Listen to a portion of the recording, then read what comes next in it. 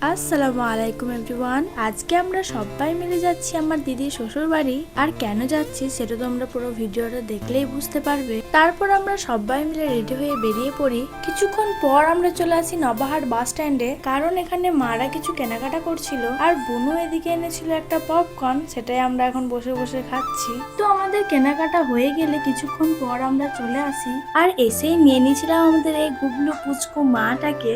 আর এটা হলো আমার দিদির ননদ মেয়ে, মানে আমার মাই হচ্ছে। আর আমাদের আসার কারণ হলো এই ছোট্ট মাটাকে দেখার জন্য আসা। আর মাশাআল্লাহ ও দেখতে তো অনেক কিউট। আর একটা ভালো কথা যে আমার কাছে যতক্ষণ ছিল একটুও কান্না করেনি। এদিকে লজ্জা পেয়ে ভাই আমার পেছনে গিয়ে পোজ দিচ্ছে। তো যাই হোক, তারপর আমরা খাওয়া দাওয়া করে নিই। কথা বলতে হবে সব সময়, সব সময় কথা বলতে হবে। আমি অত কথা বলতে পারি না, আমি অত কথা বলতে পারি না। হ্যাঁ, আমি অত কথা বলতে পারি না।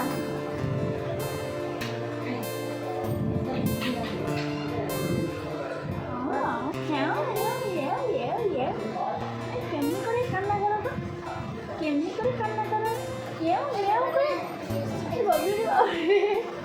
তো খাওয়া দাওয়া করার পর আবারও আমি ওকে কোলে নিয়েছিলাম, কারণ আমরা কিছুক্ষণ পরেই বাড়ি চলে যাব। বাড়ি যাওয়ার জন্য আমরা বেরিয়ে পড়ি আর তারপরেই জোরে বৃষ্টি নেমে যায়। তো যাই হোক, ভিডিওটা এখানেই এন্ড করলাম। আল্লাহ হাফিজ।